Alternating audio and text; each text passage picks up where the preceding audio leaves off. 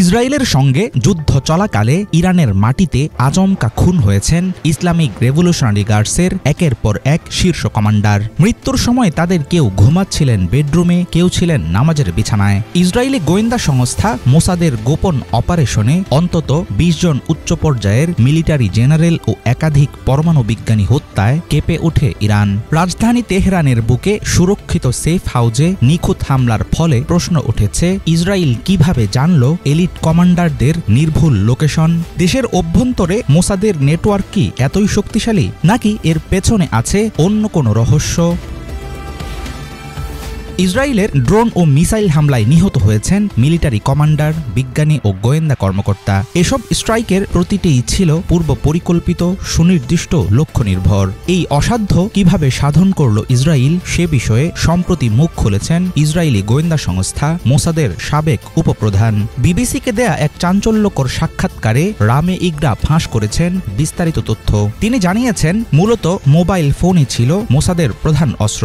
উন্নত প্রযুক্তির মাধ্যমে মুঠোফোনকে পরিণত করা হয়েছিল ডিজিটাল গুপ্তচরে। এসব ফোন ব্যবহারকারীর ব্রাউজিং হিস্ট্রি, লোকেশন ট্র্যাকার আর মাইক্রোফোন থেকে নির্ধারিত লোকেশন জেনে ফেলে মোসাদ। সাইবার জগৎ থেকে চুরি করা তথ্য, মোবাইল ট্র্যাকিং ও অত্যাধুনিক গাইডিং সিস্টেম সব মিলিয়ে ইরানের মাটিতে প্রযুক্তিগত গণহত্যা শুরু করেছে মোসাদ। বিপ্লবী গার্ড কমান্ডার ও বিজ্ঞানীদের মোবাইল থেকে মোসাদ বের করে ফেলে তারা কোথায় ঘুমান, কোন ফ্ল্যাটে থাকেন কিংবা কে কখন কোথায় আছেন। ট্র্যাকিং এর মাধ্যমে তাদের অবস্থান নিশ্চিত করার পর গাইডেড মিসাইল দিয়ে নির্দিষ্ট ফ্ল্যাটের নির্দিষ্ট ঘরে চালানো হয় চূড়ান্ত হামলা। এমন অপারেশনে ইসরায়েল ব্যবহার করেছে ২ বছর ধরে গবেষণার পর তৈরি বিশেষ এক ধরনের প্রযুক্তি। এটি শুধু লোকেশনই ট্র্যাক করে না, শনাক্ত করতে পারে ঘরের অভ্যন্তরের সমস্ত কার্যক্রম। মোবাইল ফোনের মতো গ্যাজেট ব্যবহার করে ইরানের পেটের ভেতরে ঢুকে পড়েছে মোসাদ। ইসরায়েলি গোয়েন্দা সংস্থার সাবেক কর্মকর্তা জানিয়েছেন, কেবল নজরদারি নয়, বরং এই ধরনের প্রযুক্তি আসলে একটি নির্ভুল হত্যাকাণ্ডের মেশিন। একজন মানুষ কি করে, কোথায় যায়, কার সাথে কথা বলে, সবকিছুর উপর নজর রাখা হয় এর মাধ্যমে। ফলে নিজের বেডরুমেও কেউ নিরাপদ নয়। বিপ্লবী গার্ড কমান্ডারদের উপর চালানো হামলা এতটাই নিখুঁত ছিল যে যেখানে তারা ঘুমাচ্ছিলেন ঠিক সেই ঘরেই আঘাত হেনেছে মিসাইল। বর্তমানে প্রচলিত অস্ত্রের চেয়ে বিপজ্জনক হয়ে উঠছে ডিজিটাল অস্ত্র।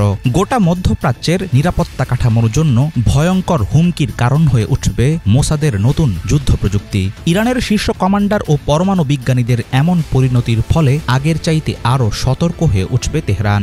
ইসরায়েলকে ঠেকাতে শুধু ক্ষেপণাস্ত্রের শক্তি যথেষ্ট নয়, বরং ইরানকে গড়ে তুলতে হবে সাইবার ওয়ারফেয়ারে দক্ষ কর্মী বাহিনী। নিরাপত্তা বিশ্লেষকেরা বলছেন, মোসাদ ও পশ্চিমা গোয়েন্দাদের ষড়যন্ত্র ব্যর্থ করার মাধ্যমে তৈরি করতে হবে সুরক্ষার দেয়াল। আর খামেনি প্রশাসনের সামনে এটাই এখন সবচেয়ে বড় চ্যালেঞ্জ। হাফিজুল ইসলাম, বাংলা ভিশন।